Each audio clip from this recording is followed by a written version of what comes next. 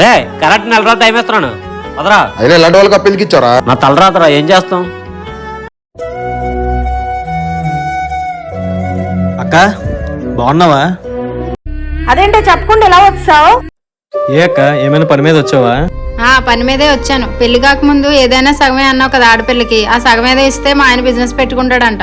అదేంటో ఎలా మాట్లాడతావు? నీ పెళ్లి కోసం చేసిన అప్పు తీర్చడానికే తమ్ముడు అందరితో మాటలు పడుతున్నాడు. మా ఊరికే ఎందుకు అక్కని తిడుతున్నావు? నేనేమైనా చేయమన్నానే ఏంటి? నువ్వు కూడా అమ్మేది తెలియకుండా మాట్లాడుతుంటే. ఏంట్రా ఇంకా అక్క అక్క అంటావు? ఆ రోజు అలాగే అది ఎవరినో ప్రేమించి ఇంటికి వస్తే నువ్వు గ్రాండ్ గా పెళ్లి చేసి అప్పుల పాలు అయిపోయావు. ఇప్పుడు చూడు వచ్చి ఆస్తిలో వాటా అడుగుతుంది. ఇలా ఇచ్చుకుంటా పోతే రేపటి రోజు నువ్వు నేను అడుక్కు తినాలి. పోనీలే అమ్మా, అక్క సంతోషంగా ఉంటే చాలు. నేను ఏమైపోయినా పర్లేదు అక్క. బాగా బిజినెస్ కోసం డబ్బులే కదా, నేను ఏదో ఒకలా సెట్ చేసి ఇస్తాను. చూడవే నేను ఎంత చెప్తున్నా నీ గురించి ఆలోచిస్తున్నాడు వాడు. నువ్వంటే అంత ప్రేమే వాడికి. సారీరా తమ్ముడు, నా కోసం నువ్వు ఎంత ఆలోచిస్తున్నావని తెలియక డబ్బు కోసం నేను చాలా స్వార్థంగా ఆలోచించాను. నన్ను క్షమించురా తమ్ముడు. నువ్వు నా అక్కవి, నీ కోసం ఏదైనా చేస్తాను అక్క.